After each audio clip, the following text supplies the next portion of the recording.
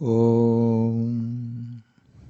सर्वधर्मस्थापकस्तं सर्वधर्मस्वरूपकः आचार्याणां महाचार्यो रामकृष्णाय ते नमः। यथाग्निर्दाहिका शक्ति रामकृष्णे स्थिता हिया सर्वविद्या स्वरूपां तां शारदां प्रणमाम्यहम्। शारदां प्रणमाम्यहम्।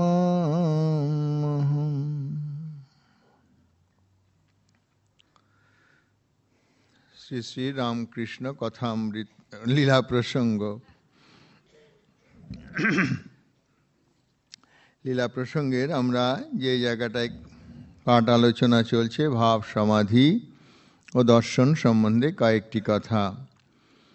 আগের দিনে যেখানে আমরা শেষ করেছি সেইটি ভক্তদিগের প্রকৃতি দেখিয়া ঠাকুরের প্রত্যেকের সহিত ভাব সম্বন্ধ পাতানো।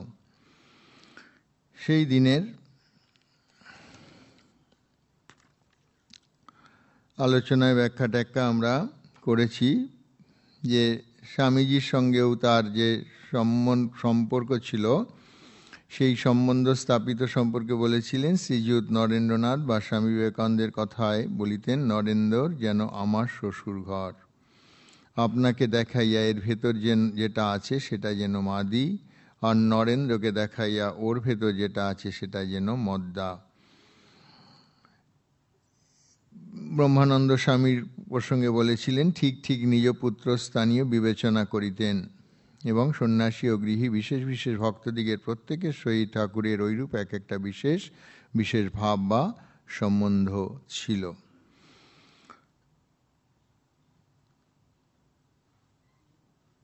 আজকে সেখানের সেই প্যারাগ্রাফের শেষ অংশটায় গিরিশবাবুর প্রসঙ্গ ছিল।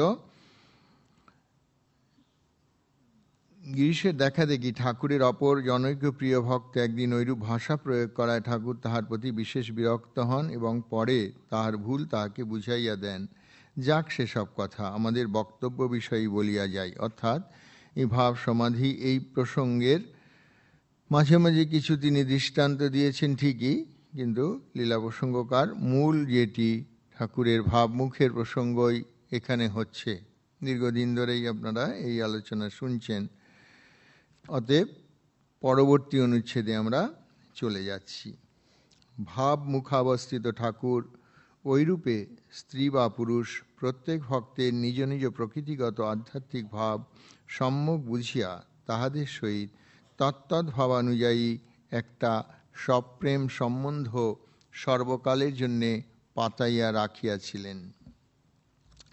তত্তৎ ভাব সম্বন্ধাশ্রয়ে তাহাদের প্রত্যেককে ভগবৎ দর্শন লাভের পথে যে কিরূপে কত প্রকারে অগ্রসর করাইয়া দিতেন তাহার কিঞ্চিত পরিচয় এখানে পাঠককে দিয়া আমরা এ অধ্যায়ের পরিসমাপ্তি করিব।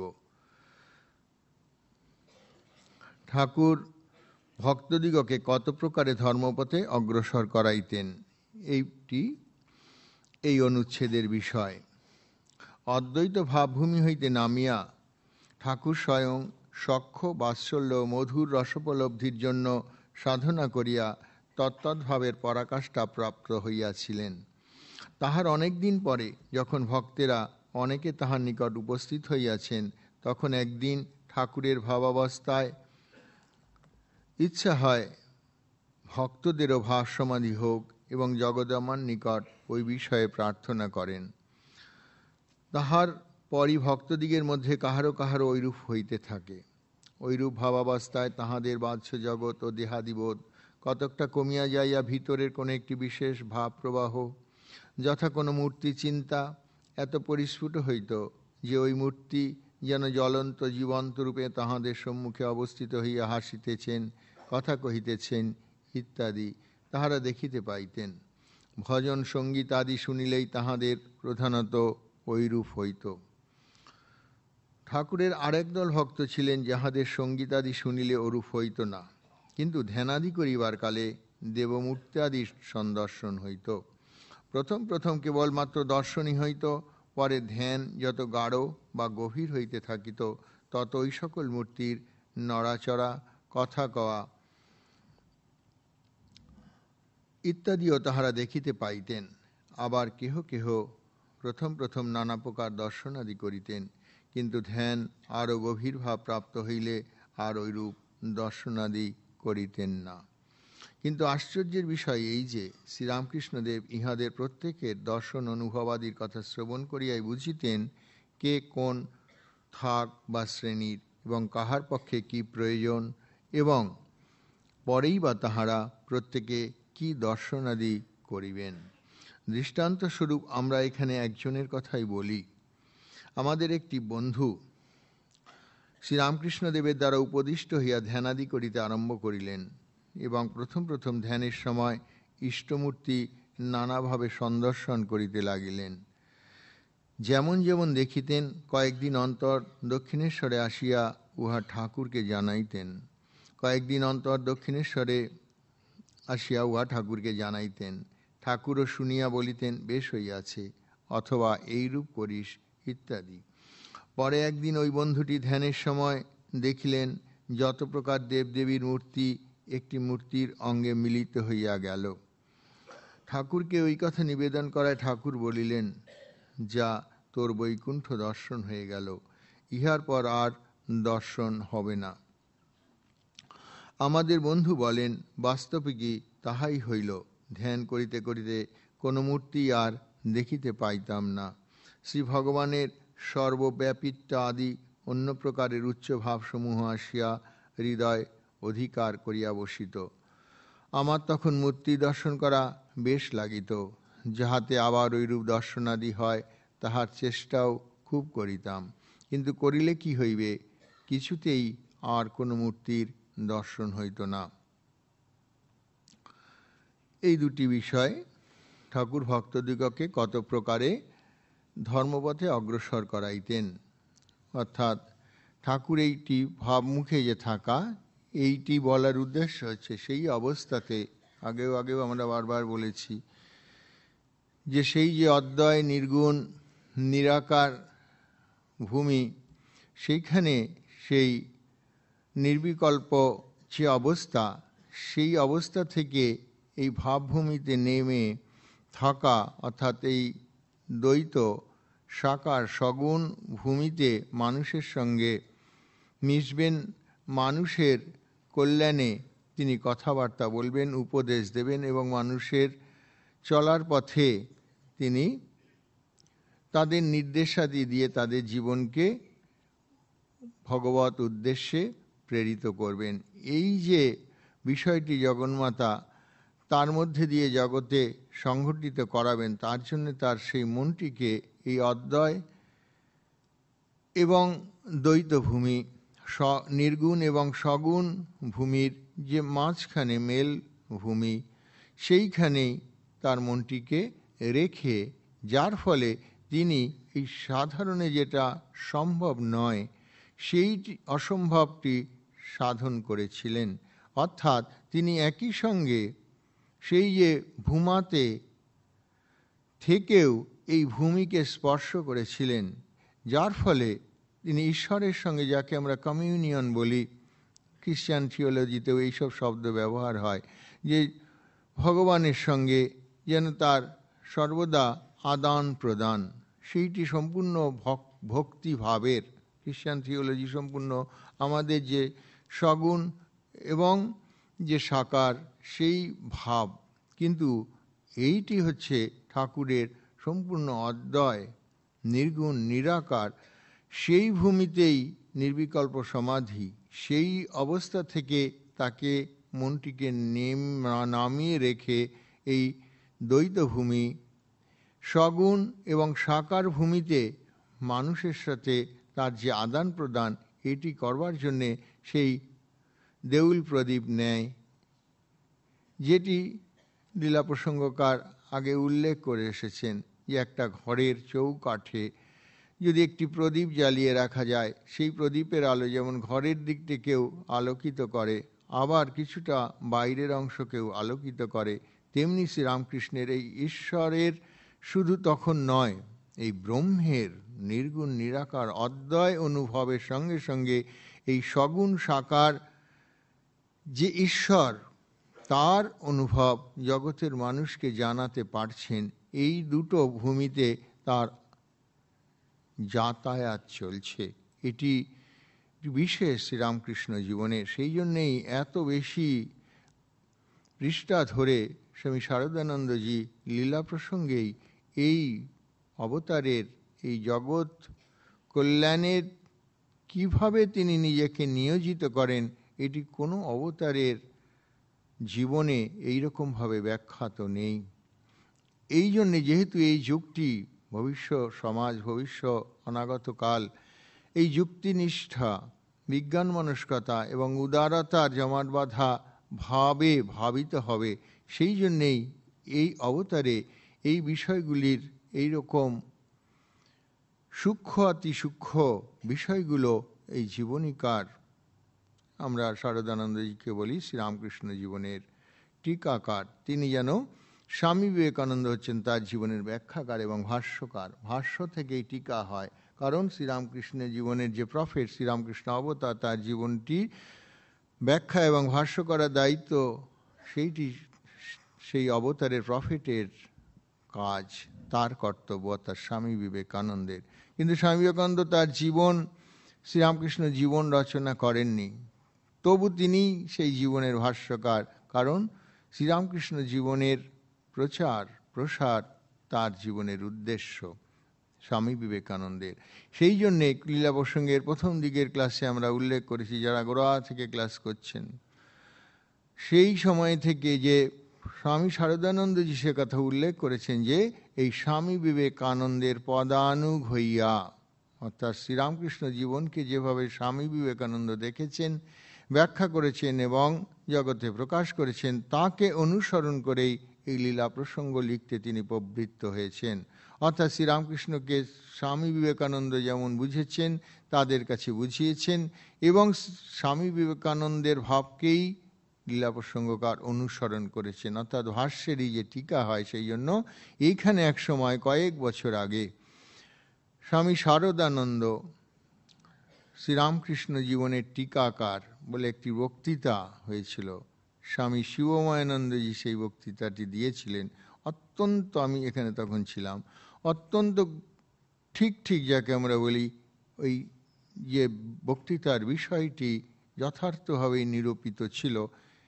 তিনিও সেই দিনের সামান্য এই ধরনের প্রসঙ্গ করে স্বামী শারদানন্দজির কথা বলেছিলেন। এইটি জানার দরকার, শ্রীরামকৃষ্ণ জীবনের এই যে ভাবমুখ, এই অবস্থায় এই অপরকে যে বুঝতে পারা, এটি কেন তিনি সেই জন্যে ওই বিরাট মনের সঙ্গে, অর্থাৎ যেটি জগন্মাতা, ঈশ্বরী, জগদীশ্বর, জগৎ কারণ, বিভিন্ন শব্দ দিয়ে ওইগুলিকে বলা হয়, পরমেশ্বর ভগবান যাই হোক, তার সঙ্গে সম্পূর্ণ মনটিকে শ্রীরামকৃষ্ণ একীভূত করতে পারতেন এবং যার ফলে প্রত্যেক ব্যষ্টি মনে যে স্পন্দনগুলো, অনুরণনগুলো, ভাবনাগুলো, চিন্তাগুলো উঠত, সেইগুলি সঙ্গে সঙ্গে শ্রীরামকৃষ্ণ বুঝতে পারতেন। খোলা আলমারিতে বই রাখার মতো, নিজে বলছেন যে আলমারিতে যেমন জিনিস রাখলে স্পষ্ট দেখা যায়, তেমনি তিনি প্রত্যেকের ভেতরটা দেখতে পারতেন। তবে তিনি নিজেই বলেছেন, যাকে তাকে তিনি সেইটি বলতেন না, তাতে তারা অপদস্থ হবে বা দুঃখ পাবে বা কষ্ট পাবে ইত্যাদি বলে। কিন্তু তার ওই ভাবটি দেখে তার পক্ষে কোন ভাবটি অনুকূল, কোন পথে গেলে তার উদ্দেশ্য সাধন সহজ হবে, তার ভগবান লাভের পথ সুগম হবে, এইটি বোঝার জন্যে তার যে অ্যাসপারেন্ট, যে মুমুক্ষু, যে ভক্ত, তার মনটিকে পড়া তার দরকার হতো। তিনি তার দোষগুণ বোঝার জন্য নয়, তার পথটি বুঝে তার কোন পথ তার পক্ষে সাধনযোগ্য এবং অনুকূল হবে, সুগম হবে, সেইটির সন্ধান দিতেন। এইগুলিও যদি এইভাবে না ব্যাখ্যাত থাকত লীলা প্রসঙ্গে, অন্য অবতারদের বিশেষত মহাপ্রভু চৈতন্যের, তিনিও এইভাবে তার যে ভক্তদের বিভিন্ন সময়ে বিভিন্ন রকম একই বিষয়ের জন্য কাউকে শাসন করেছেন, কাউকে হয়তো সেটা তিনি করতে বলছেন, এই যে বৈচিত্র্য, এই যে বিভিন্ন বৈপরীত্য ভাবের, এগুলি ধরা যেত না। শ্রীরামকৃষ্ণ জীবনে এগুলি অনেক খোলসা হয়ে গেছে। এগুলি যে ঘটনা বা গল্প বা তার জীবনের বিষয়, এগুলি বইতে আছেই, কিন্তু এর ভেতরে এই কেন তিনি এক একজনকে তার নিজের পথে এগিয়ে দিতে পারতেন, সেইটি হচ্ছে ওই ভাব মুখে থেকে নিজের যে আমিত্ব সেটিকে সম্পূর্ণ বিরহিত করে সেইটি কোনো না কোনো ভাবকে বা সত্যকে, তত্ত্বকে জানতে প্রতিহত করে। যতটা যে নিজের আমিত্বকে পৃথক করে রাখে, যেইখানে সেই পৃথকত্ব আর থাকে না, আবার একটি দেহের মধ্যে দিয়ে, একটি মানুষ, একটি মনের মধ্যে দিয়ে সেইটি সঞ্চারিত হয়ে জগতের মানুষের কাছে পৌঁছয়, সেই যে একটা মাধ্যম, সেইটি শ্রীরামকৃষ্ণ এই যুগে। এবং এই জন্যেই এইটিকে এই ধরনের ঘটনা দিয়েই বলতে হয়। শুধু তত্ত্বকথায় লিখলে ব্যাপারগুলোকে পরিষ্কার করা যেত না। সেই জন্য শরৎ মহারাজ তত্ত্বের মাঝে মাঝেই ওই কোনো না কোনো দৃষ্টান্ত দিয়ে বলছেন আমরা মূল কথায় ফিরে আসি। ফিরে আসার পরেই আবার বলছেন এইটি আমরা আমাদের এক বন্ধুর, তার যে ভাব সেইটি সম্পর্কে তাদের মনে, তাদের দেখা ঘটনা যে তার জীবনে এইরকম হয়েছিল এবং ঠাকুর তাকে এইরকম উপদেশ করেছিলেন বা এইরকম বলেছিলেন, এবং সত্যি সত্যি দেখা গেছে তার জীবনে আর কোনো দর্শনাদি হয়নি। এটা কার সম্পর্কে কথা? স্বামী অভেদানন্দজির সম্পর্কে, যে আমাদের একজন বন্ধু। অন্যত্র আছে যে তিনি দর্শন করেছিলেন এই বিভিন্ন দেবদেবী, এবং একজনের শরীরে সব দেবদেবী মিলিত হয়ে গেল বা বিলীন হয়ে গেল বা মিশে গেল, সেইটি ঠাকুর। এইখানে কিন্তু শ্রীরামকৃষ্ণ কথাটি নেই লীলা প্রসঙ্গে, কিন্তু ভক্তমালিকায় সেটা শ্রীরামকৃষ্ণকেই এসে বলছেন, আমি দেখলাম সব দেবদেবীর মাঝে আপনাকে, এবং সব দেবদেবী আপনাতে মিশে গেল, মিলিয়ে গেল। তখন ঠাকুর বলেছিলেন তোর বৈকুণ্ঠ দর্শন হয়ে গেল, আর তোর সাকার দর্শন হবে না। এবং এইটি শরৎ মহারাজ এইভাবেই বলেছেন যে আমাদের বন্ধু বলেন বাস্তবিকই তাহাই হইল। ধ্যান করিতে করিতে কোনো মূর্তি আর দেখিতে পাইতাম না। অর্থাৎ যখন পরাকাষ্ঠা, যখন সিদ্ধি, তারপরে এইগুলি হচ্ছে খুব সূক্ষ্ম। দর্শন টর্শন আসলে হচ্ছে উদ্দেশ্য লাভের পথের মাইলস্টোন, ইয়ারস্টিক বলা হয়, যে উদ্দেশ্য লাভে যে ঠিক পথে আমরা আছি সেইটি, এইগুলি আসল নয়।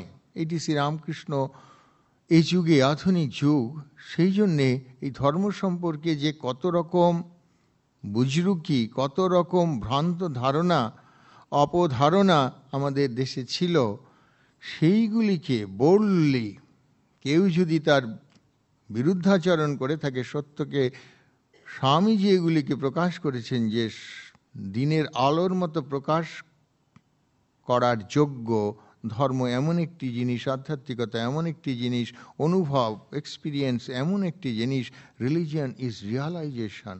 এই কোনো রকম দর্শন টর্শন বড় কথা নয়। জীবনটা যদি সেই ভাব তন্ময়তায় না ডুবে যায়, যাকে অনিত্য বলে জেনেছি সেইটির প্রতি বিষবৎ ব্যবহার না হয়, সেই সব দর্শনের কোনো প্রয়োজনীয়তা, মূল্য শ্রীরামকৃষ্ণ জীবনে নেই। সেটি বারবার সকলকে তিনি শিখিয়েছেন। এমনকি বুড়ো গোপালদা পর্যন্ত ঠাকুরকে ধরেছিলেন ঠিক এই সব কালেই, যখন অনেকের অনেক রকম ভাব হচ্ছে যে সকলের এরকম হয়, আপনি আমাকে একটু কিছু করে দিন। সঙ্গে সঙ্গে ঠাকুর বলছেন, দেখ এই নরেনকে দেখ, এরকম তার মতো ত্যাগ, তার মতো বৈরাগ্য, তার মতো বিচার, তার মতো জীবন, তার মতো শুদ্ধ পবিত্রতা কার আছে? ওর ওইসব হয় না। অর্থাৎ এইটি এই যুগের জন্যে। ওই জীবনের পরিবর্তন যদি না হয়, এগুলি স্বামীজি বিভিন্ন জায়গায় পরিষ্কার করে বলেছেন এই যুগের জন্য, এবং এটি ঠাকুরের জীবনে, যার জন্যে এই যে তার দর্শন আর হচ্ছে না, মানে কি, যে যে যেখানে পৌঁছে গেছে তাহলে পথটা অতিক্রম করে গেছে, এইটা অনেকে বুঝতে পারে না। পথটা অতিক্রম করে গেলে, কাশী থেকে আমরা হাওড়া আসছি, বর্ধমান চলে যাওয়ার পরে যদি আবার আমি বর্ধমান যেতে চাই, ওই ট্রেন আর বর্ধমান যাবে না, আমি পৌঁছে গেছি কলকাতায়। এই রকম ব্যাপারটা আসলে অনেকেই বুঝতে পারে না। এই ঘন ঘন দর্শন হয় যেটা, সেটা ঠাকুরেরই হয়েছে, সাধকদের ওরকম হয় না। ঠাকুরের কেন হয়েছে? তিনি আচার্য, তিনি যে কোনো সময় ওই বাজ খেলার মতো তিনি নেমে থাকতে পারতেন এবং বিভিন্ন জনকে সেই আদর্শটি দেখাবেন বলে। না হলেই যখনই তারা বলছেন যে দ্বৈত, বিশিষ্টাদ্বৈত এবং অদ্বৈত, স্বামীজিও সে কথা স্বীকার করেছেন তার বাণী রচনায়, চিঠিতে, দু জায়গাতে এটি আছে। আবার স্বামী শারদানন্দজিও লীলা প্রসঙ্গে সে কথা বলেছেন যে এইগুলি সাধকের উন্নতির পক্ষে এক একটি স্তর বা সোপান মতো, এগুলি আলোচনা করেছি বিভিন্ন সময়। তাহলে ওই তিনটে যদি সোপান মাত্র হয়, তাহলে যে সোপানগুলো দিয়ে আমি দোতলায় উঠে গেছি, তিনতলায় উঠে গেছি, চারতলায় উঠে গেছি, অর্থাৎ এক একটি সোপানকে আমি ছাড়িয়ে ছাড়িয়ে এক একটা স্টেজে আমাদের উত্তরণ ঘটেছে। সেই পথে যা যা দেখে এসেছি, আর সেইখানে গেলে সেইগুলো কি করে দেখব? আবার যদি আমি বলি যে শক্তিগড় স্টেশনটা কোথায় গেল, পানাগড় স্টেশনটা আবার কোথায় গেল, না, ওটাকে আমরা অতিক্রম করে বর্ধমান থেকে কলকাতায় চলে এসেছি, হাওড়ায় চলে এসেছি ইত্যাদি। ঠিক সেই জন্যেই, অর্থাৎ যখনই পরাকাষ্ঠা বা সিদ্ধি লাভ হয়েছে, ঠাকুরেরও যখন জীবনে এক একটি ভাব অবলম্বন করে তিনি সাধন করেছেন এবং তার সিদ্ধি হয়েছে এবং তার দর্শনাদি হয়েছে, এক একটা পার্টে এক এক রকম, এইগুলি লক্ষ্য করবার। অর্থাৎ সেইগুলো তিনি পেরিয়ে পেরিয়ে যাচ্ছেন। কত দেবদেবীর তার দর্শন, রামচন্দ্রের দর্শন হচ্ছে, সীতাদেবীর দর্শন হচ্ছে, হনুমানের দর্শন হচ্ছে, বাৎসল্যভাবে সাধন করেছেন, জটাধারীর কাছে দেখছেন সেই রামলালা, তার সাথে সাঁতার কাটছে ইত্যাদি ইত্যাদি। 64 রকম তন্ত্রে তিনি সাধন করেছেন, তার অদ্বৈত অনুভূতি, এই সব বিভিন্ন রকম স্টেজে তার অদ্বৈত অনুভূতির পরে তার কোনো দেবদেবীর দর্শন হয়েছে সেই রকম পাওয়া যায় না। কিন্তু তিনি ইচ্ছা মাত্রেই সেটা করতে পারতেন। সেইটি কখন হয়েছে? যখন তার কাছে এবারে ভক্তর আসতে আরম্ভ করে, সেগুলো শ্রীরামকৃষ্ণ জীবনের খুব সূক্ষ্ম বিষয়। ওই তখন যে দর্শন আর মা কালীকে যে দর্শন এক নয়। সে কোনো ভক্ত আসছে, তখন তার রামচন্দ্রের দর্শন হচ্ছে, কেউ ভক্ত আসছে তার তখন নিমাইয়ের ভাব হচ্ছে, কেউ আসছে তার যীশুখ্রিস্টের ভাবে ঠাকুর ভাবিত হচ্ছেন। এইগুলি তার ওই ভক্তকে বোঝার জন্যে, তাকে গাইড করবার জন্যে, তার জীবনের ভাব এবং তার প্রয়োজনটা বোঝানোর জন্যে জগন্মাতা তাকে সেটা দিচ্ছেন। অলরেডি তার এইসব ভাব আর তার সিদ্ধির জন্যে দরকার নেই। এটার নাম ভাবমুখে থাকা। আগের যে দর্শনগুলো হয়েছে, তিনি সেইটি সাধক হিসাবে অতিক্রম করে গেছেন। এখন যার জন্য বারবার বলা হচ্ছে না যে তিনি উঠে আবার নেমে এসেছেন। এবার মিলছে কি না? এ বলছেন সাপ লুডু খেলার মতো আমরা উঠে গিয়ে আবার কাচিয়ে খেলা, ঠাকুরের কথামৃতে আছে। কাচিয়ে খেলা মানে এই নিচে নেমে আসা, এটা সাধারণে পারে না। এবার কথামৃতের সঙ্গে মিলবে তার জীবনটা।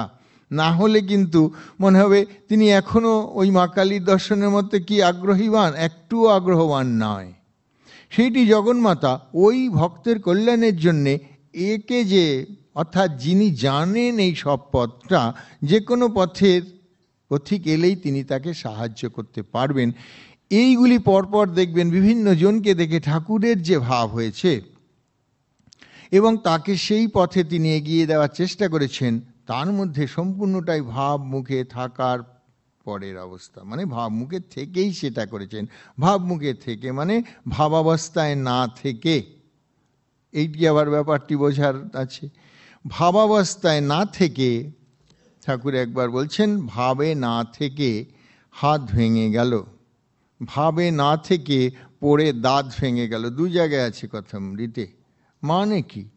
ভাব মুখে থাকতে বলেছেন জগন্মাতা, তাকে আদেশ করেছেন। ভাব মুখে থাকা মানে এই মেজেনাইন ফ্লোরে থাকা বলেছি আগে, অর্থাৎ টপ ফ্লোরে উঠছি না, আবার গ্রাউন্ড ফ্লোরেও না। গ্রাউন্ড ফ্লোরের মানুষদের সাহায্যের জন্য ওপরের থেকে আমি মুখ বাড়িয়ে যেন ওদেরকে সাহায্য করছি, তাহলে সেইটি না করে উনি ভাবে থাকতে চাইছেন। ভাবে থেকে মানে ভাবস্থ থাকা, মানে ওই ওপরেই থাকতে চাইছেন।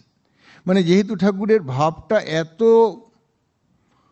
তার মানে অভ্যাস হয়ে গেছিল, স্বভাব হয়ে গেছিল, একেবারে পজেসড যাকে বলে, তিনি ওটাতে এত আপ্লুত হয়ে থাকতেন, বিহ্বল হয়ে যেতেন, যে কোনো সময় মনটা তার একেবারে শুকনো দেশলাই কাঠি, নিজেই বলেছেন সেই রকম হয়েছিল। সামান্য ঈশ্বর উদ্দীপনেই তার এই রকম ভাব হয়ে যেত, এবং যেটাতে সেই অদ্বয় ভূমির দিকেই তার মনটা চোচা দৌড় মারত।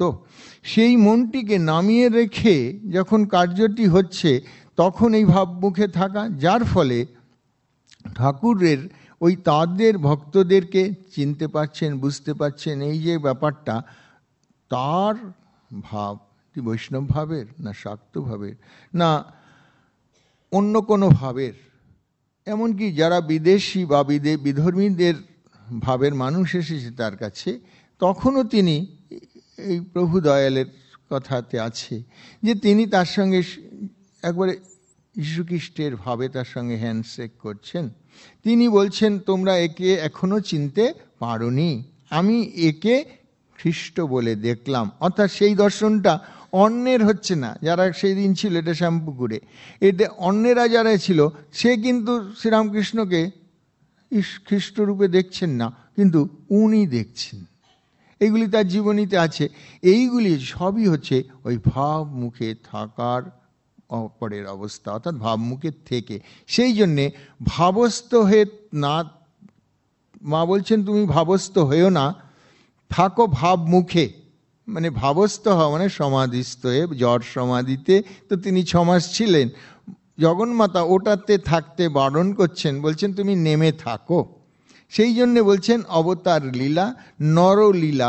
নরলীলায় অবতার, এদেরকে এই নারায়ণ, পল্টু, তেজচন্দ্রন, নরেন রাখাল, বাবুরাম তো বটেই, এদের সঙ্গে তার এত সখ্যতা, এইটি হচ্ছে ওই ভাবে যে ভাব অবস্থা বা জড় সমাধি বা নির্বিকল্প সমাধিতে এই রকম ব্যবহার করা যায় না। আবার সাধারণের মতো সাধারণ ভূমিতে মন নামিয়ে রাখা যায় না, তাতে তাদের সাংঘাতিক কষ্ট। খুব স্বাভাবিকভাবে আমরা একটু একটু জপ ধ্যান করি, তাতে ওই ঘরে একটু থালা বাসন শব্দ হলে চেঁচিয়ে ওঠেন আপনারা, হ্যাঁ আমি জপ করছি, ধ্যান করছি। তাহলে তাদের ক্ষেত্রে সেটা কত কঠিন। আমরা তো এইটুকু সাধনা করেই আমাদের বিরক্ত হচ্ছে, তাহলে তাদের ক্ষেত্রে সেটা কত কঠিন। সেই জন্যে তার ভাবিত এইরকম কিছু, এই সাঙ্গ পাঙ্গ যাদের অন্তরঙ্গ বলা হচ্ছে, এটা সব অবতারে, তারা সেটা বুঝবে বলে তাদেরকে ঘিরে তিনি থাকছেন। তখন তার ভাবের পুষ্টি লাভ হচ্ছে। তার ভাবের পুষ্টি জগৎকে দেখানোর জন্য তার আর দরকার নেই। আবার এরা যারা তার আশেপাশে আছে, তাদের উপকার হচ্ছে, কল্যাণ হচ্ছে।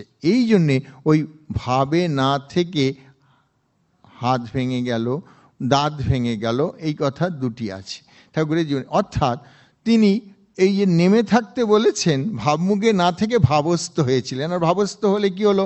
দেহবোধ থাকে না, পড়ে গেছেন।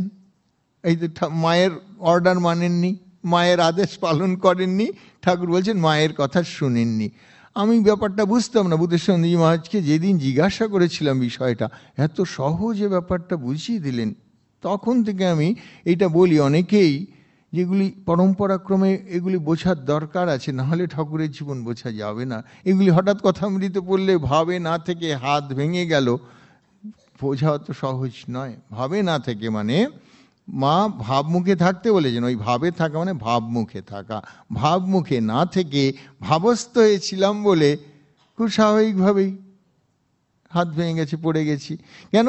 আমার তো তখন সেন্স নেই। আমি, ঠাকুর এইটা বলতে চেয়েছেন। ঠাকুরের দুটো জায়গায় এই কথাটি আছে।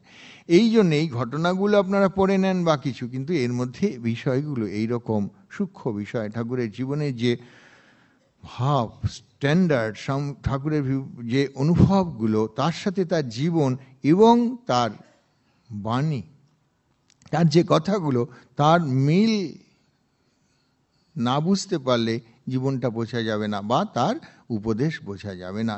স্বামীজি এটা একটা নিয়ম মতো করে ফেলেছিলেন, যেটা একটা প্রিন্সিপাল, যে শ্রীরামকৃষ্ণকে বুঝতে গেলে তার জীবনের আলোকে তার উপদেশকে বুঝতে হবে এবং বিপরীতভাবে তার উপদেশকে তার জীবনের আলোকে বুঝতে হবে। খুব ইম্পর্টেন্ট। সেই জন্য বলি কথামৃতকে লীলা প্রসঙ্গের আলোকে আসলে এটা হচ্ছে জীবন, আর ওটা হচ্ছে বাণী, ওটা হচ্ছে উপদেশ, আর এটা হচ্ছে তার লাইফটা। এই জন্যে লীলা প্রসঙ্গকে কথামৃতের আলোকে, কথামৃতকে লীলা প্রসঙ্গের আলোকে দেখা মানে হচ্ছে ওই স্বামীজির বার্তা আমরা বুঝতে পারছি কি বলতে চাই। তাহলে এই কথামৃতের কথাগুলো বোঝা যাবে এখানে। এই জন্য এই ঘটনাটা সকলেরই জানা, কিন্তু কেন তার আর দর্শন হয়নি? আরে সে যখন পৌঁছেই গেছে মাঝপথে, দর্শন হচ্ছে মাঝপথের জিনিস, ইয়ারস্টিক বলে, মাইলস্টোন বলা হয়। যখন পৌঁছেই যাওয়া হলো তখন আর এই এক মাইল করে যে যাচ্ছি সেইগুলো শেষ হয়ে গেল। বিদ্যাসাগর ছেলেবেলায় শিখেছিলেন ওই মাইলস্টোন দিয়ে দিয়ে 0, 1, 2, 3, 4 ওই পড়ে যাচ্ছেন। 10-এর পরেই তিনি নিজে থেকেই বাবাকে বললেন এটা 11, ওটা 12, কারণ ওই 0 অবধি সে শিখে গেছে, 1 থেকে 9 পর্যন্ত। তারপরেই শুধু দেখছি ওই 9টা ডিজিটই পাল্টে যাচ্ছে। অসাধারণ ব্রিলিয়ান্স। সে এই ভারতবর্ষে এগুলি আবিষ্কার করেছে। ওদের দেশে 2 X লিখে 3টে X লিখে 30 বোঝাতে হয়। এই আমাদের দেশ এগুলিকে আবিষ্কার করেছে। 0 আবিষ্কার ভারতবর্ষের। 0 দিয়ে ওই 9টার পরে ওই সংখ্যা দিয়ে সারা পৃথিবীতে এখনো সংখ্যা লেখা হয়। এটা ভারতবর্ষের অবদান, নিশ্চয়ই জানেন এগুলো আপনারা। এই যে ঘটনাটা, এইটি অভেদানন্দজি সম্পর্কে এবং ঠাকুরকে দেখেই তার এইটি হয়েছিল। সেই জন্য অনেকে যখন অভেদানন্দজি সম্পর্কে কিছু জিজ্ঞাসা করেন ইত্যাদি, তখন আমরা বলি যে যৌবনে যার জীবনে এইরকম ঠাকুরের সার্টিফিকেট পাওয়া আছে যে তোর বৈকুণ্ঠ দর্শন হয়ে গেল, আর নরেনের ওই সময়েই কাশীপুর পর্বে তার নির্বিকল্প সমাধি, অর্থাৎ এর যে ভাবে চলছিল তাতে এর এইটাই অ্যাচিভমেন্ট, অ্যাকমপ্লিশমেন্ট। আপনারা জানেন যে ঠাকুর এইখানেই বলছেন তোর আর কোনো মূর্তি দর্শনাদি হবে না। আর নরেনকে তিনি জানতেন যে এ অদ্বয়, নির্গুণ, নিরাকারের ব্রহ্মজ্ঞানী। দেখতে চাও তো একে দেখো। কেশবচন্দ্র সেনকে তিনি বলেছিলেন, প্রমোদ দাস মিত্রকে একটা চিঠিতে স্বামী ত্রিগুণাতীতানন্দজি লিখছেন, বিবেকানন্দ স্বামী সম্পর্কে তিনি বলতেন কেশবচন্দ্র সেনদেরকে, নরেনকে দেখিয়ে যে তোমরা ব্রহ্মজ্ঞানী করো, একে দেখো, এই বালকটি ঠিক ঠিক ব্রহ্মজ্ঞানী। এগুলি এখনো প্রকাশিত হয়নি। এই ধরনের চিঠি আমাদের হাতে যেসব কাজের জন্যে আসে, পরে এগুলো বইয়ের মধ্যে আসবে, তাতে রয়েছে। কারণ এখনো স্বামী ত্রিগুণাতীতানন্দজির পত্রাবলী হিসাবে বই বেরোয়নি এখনো। আমরা কিছু কাজ করছি, কিছু পরে হয়তো কিছু সময় লাগবে, এগুলো বেরোবে, আজ হোক কাল হোক ইত্যাদি। সেইখানে এটি বলছেন। অর্থাৎ ঠাকুর, সেই জন্য আমরা দেখি অষ্টাবক্র সংহিতা, মুক্তি ও তাহার সাধন, এই সমস্ত বই ওই যুবক নরেন্দ্রকে পড়তে দিতেন। এবং নরেন্দ্র ওইগুলোতে আস্থাবান ছিলেন না গোড়ায়, সকলেই জানি আমরা। তিনি বলতেন এই মুনি ঋষিদের সব মাথা গণ্ডগোল ছিল, এই ইট কাঠ পাথর, এই ঘটপট সবই নাকি ব্রহ্ম, সবই নাকি ইত্যাদি। কিন্তু ঠাকুর বলছেন তুই না পড়িস, আমাকে একটু পড়ে শোনা। এই যে এমন গুরু, অর্থাৎ এই চালু আজ যাকে বলে একদম। অর্থাৎ ও তুই কেন ওই তোর গালাগাল দিতে যাচ্ছিস মুনি ঋষিদের, আমাকে একটু পড়ে শোনা বাবা, মানে ওকে একটু তুই পড়াশোনা শিখেছিস বাবু, আমি তো পড়াশোনাটা জানি না, তোর পড়াশোনাটা একটু কাজে লাগুক, আমাকে একটু পড়ে শোনা। চারটিখানি কথা না, এই যে ভালোবাসাটা, এটাতে বিপরীত ভাব, এই ভাবগুলোকে মানে না, কিন্তু সে রিফিউজ করতে পারছে না মানুষটাকে। দেখুন এইগুলি ঠাকুরের কাছ থেকে শেখা। আমরা বলি কথা শোনে না, আমরা বলি ওরা এটা মানে না। না, মানানো কাকে বলে? যে মানুষটা তার সম্পূর্ণ বিপরীত ভাবের, ঠাকুরের এই ভাবগুলোকে সে নিচ্ছেই না, যে না ও আপনার মাথার ভুল, দেবদেবী দর্শন। আবার অদ্বৈত সম্পর্কে বলছেন, ওই তার ফ্রেন্ডের সঙ্গে গল্প করছেন, তোমাদের কি কথা হচ্ছে? বলছেন উনি বলেন, অর্থাৎ ঠাকুর বলেন যে ইট কাঠ পাথর এই ঘটিটা বাটিটা সবই নাকি ব্রহ্ম। তো ঠাকুর কিছু বললেন না, শুধু বললেন একদিন টের পাবে। কীরকম টের পেয়েছেন? যে তিনি তাকে নিজেই স্বামী বিবেকানন্দ বলছেন যে আরে খেতে বসেছি, মা খাওয়াচ্ছে, মা ভাবছে ছেলের একটা বড় সড়ো ব্যায়ামও হয়েছে। গোবিন্দ জীবনীতে এই লিখছেন, যে খাচ্ছে, যে খেতে দিচ্ছে আর যা খাচ্ছে সব চৈতন্যে জোরে আছে। রেলিংগুলোতে গিয়ে মাথা ঠুকছে হেদুয়া পার্কে, লোহার রেলিং, দেখছে চৈতন্যে জোরে আছে।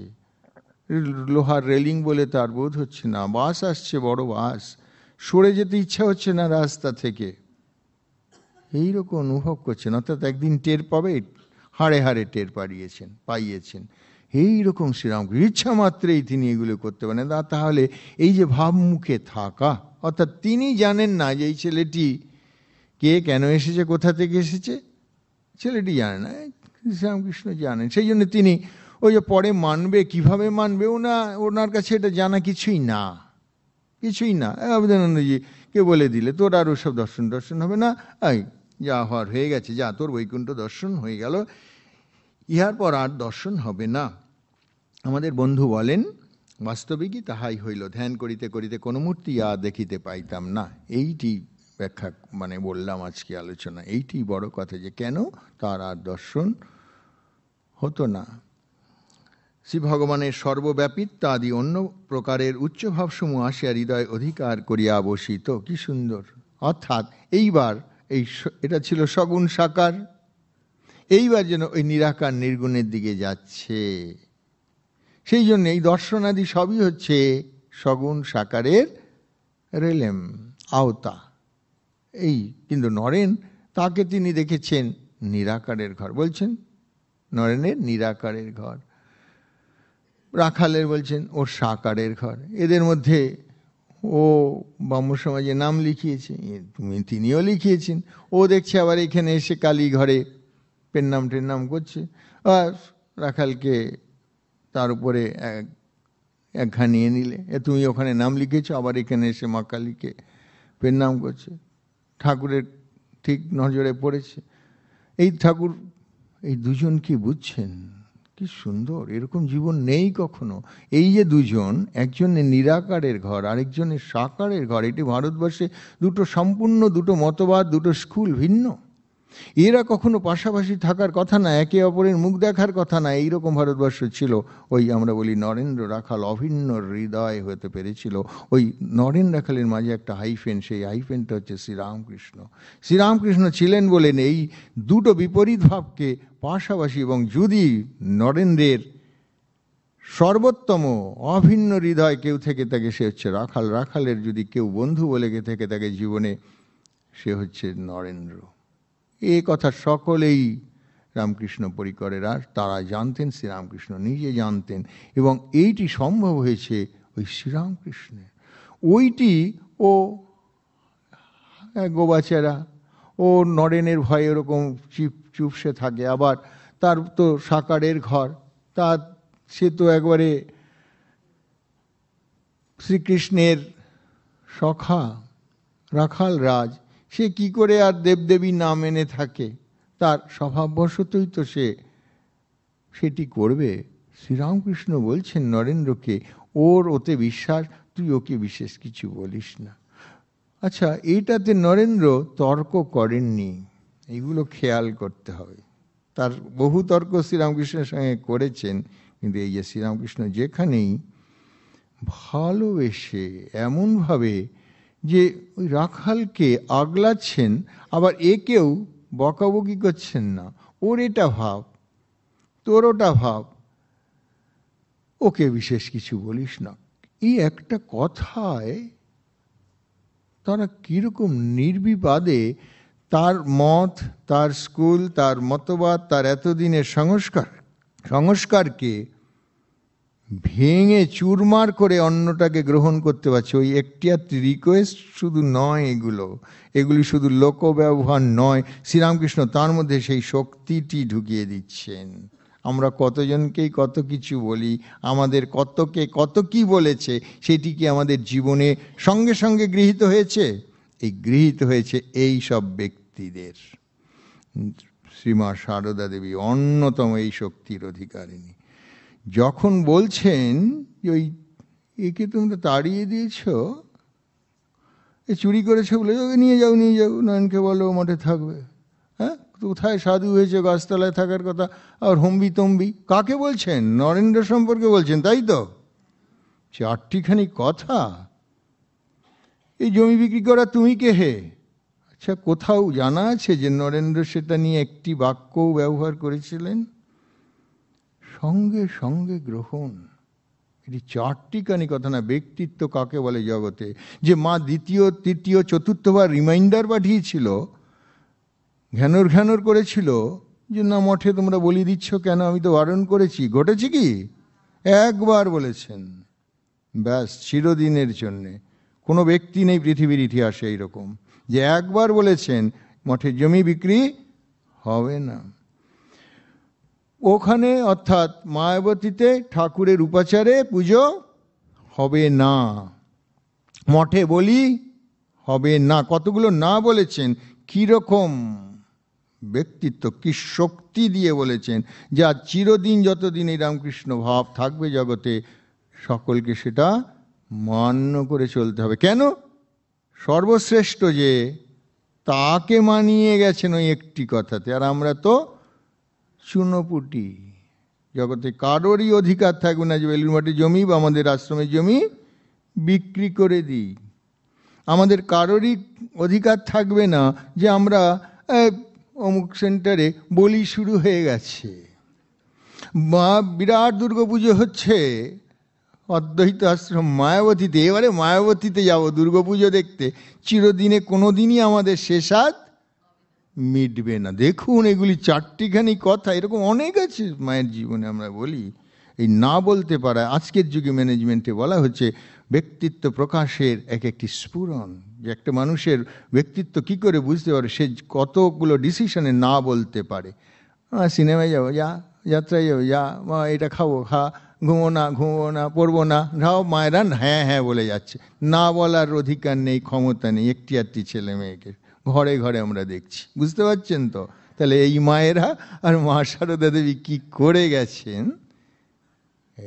অবাক কাণ্ড। সব কিছুতে আমরা হ্যাঁ বলছি। স্কুলে যাব না, হ্যাঁ, যা, এই সিনেমাটা দেখবো, যা, এই টিভিটা কিনবো, যা, ওই মোবাইলটা কিনবো, যা, ওই জামাটা কিনবো, হ্যাঁ, সবই হ্যাঁ। না আর বলার কারো অধিকার নেই যে ওটা করো না, ওটা করা যায় না। কেন এইসব বলা? এই ওই একবারই বলেছেন মানে সেই শক্তিটা সঞ্চারিত করে দিয়েছে। বাবুরাম মহারাজ ভয় পেয়ে গেছিলেন তো, চোরটাকে নিয়ে যাবো, শেষে আবার স্বামীজি দেখেই বকাবকি করবে। সেই জন্যে বাবুরাম মহারাজ আগে বুঝেই স্বামীজিকে গিয়ে মা পাঠিয়েছেন। মা কথাটা দিয়ে আগে শুরু করেছে, মা পাঠিয়েছি, মানে আমতা করে স্বামীজি ছোটে বলতেই স্বামীজি কি বললেন, বেটা হাইকোর্ট চিনেছে। ফ্যান্টাস্টিক যাকে বলে, যে মাকে কি মর্যাদা। তারা জানেন ওই যুগেই, সেই সময়ে, যে ও সর্বোচ্চ আদালত, মা সারদা দেবীর ভার্ডিক্টটি শেষ কথা, সেইখানে থেকে ও অনুমোদন নিয়ে এসেছে। আর সেটাকে রিপিল বলা হয়, অ্যামেন্ড না, ক্যান্সেল, রেকটিফিকেশন কিচ্ছু সম্ভব না। ওইটাই মানতে হবে। আর একটা প্যারাগ্রাফ পড়ি, একটু একটু করে পড়লেই প্রচুর বিষয় আছে। সাকারবাদীদের প্রতি ঠাকুরের উপদেশ। সাকারবাদী ভক্তদের বলিতেন, ধ্যান করবার সময় ভাববে যেন মনকে রেশমের রশি দিয়ে ইষ্টের পদ্মে বেঁধে রাখছো, যেন সেখান থেকে আর কোথাও যেতে না পারে। সবাই ভক্ত সম্মেলনে প্রায় 20টা মতো প্রশ্ন আসে প্রত্যেক ভক্ত।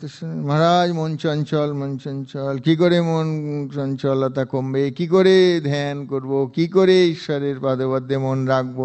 ওই 15-16টা পড়ে আমরা বলি এই সকলেরই একটাই প্রশ্ন, এবার উত্তর দিতে থাকি যে আপনাদের সকলেরই এই প্রশ্ন, যুগে যুগে এই প্রশ্ন। অর্জুনের মতো মহারথী এই প্রশ্ন করেছিল, ওই চঞ্চলং হিমানকৃষ্ণ প্রমাথি বলবদ্দিরং তস্যাহং নিগ্রহং মন্যে বাইরিব সুদুষ্করং। শ্রী ভগবান উবাচ চঞ্চল অসংশয়ং মহাবাহ মনোদুর্নিগ্রহং চলম অভ্যাসেন তো কৌন্তেয় বৈরাগ্যেন চক্রিজ।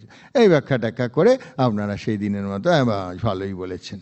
কিন্তু আবার পরের দিনই ধ্যান করতে বসলে বা সেই দিনই সন্ধেবেলায় বসলে ও যেখানে ছিলাম সেইখানে আবার পরের ভক্ত সম্মেলনের জন্য মন প্রস্তুত হচ্ছে। মনটা চঞ্চল কেন, এই প্রশ্নটা তো লিখতেই হবে।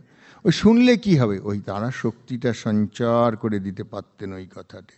এই যে বলছেন, এটা যারা শুনেছে ঠাকুরের মুখ থেকে, আর আমরা যে পড়ছি, এক নয়। ধ্যান করবার সময় ভাববে যেন মনকে রেশমের রশি দিয়ে, কি সুন্দর, গরুর দড়ি টড়ি বলেননি, কত নরম, আহা, রেশমের রশি দিয়ে ইষ্টের পাদপদ্মে, ইষ্টরই দেখা নেই তার আবার পাদপদ্ম, তো হিল্লি দিল্লি ছেলে মেয়ে ওই কথা সেই কথায় মন চলে গেছে। ফুটবল মাঠ, ক্রিকেট মাঠ, অফিস আদালত, ব্যাংক অ্যাকাউন্ট, ঝগড়া ঝাঁটি, তাতেই মন চলে গেছে। আর ঠাকুর বলছেন ইষ্টের পাদপদ্মে বেঁধে রাখছো যেন সেখান থেকে আর কোথাও যেতে না পারে। নিজেই ব্যাখ্যা করছেন, রেশমের দড়ি বলছি কেন, সে পাদপদ্ম যে বড় নরম। এ কি অভিজ্ঞতা ছাড়া, অনুভব ছাড়া, দর্শন ছাড়া এইরকম বলা যায়?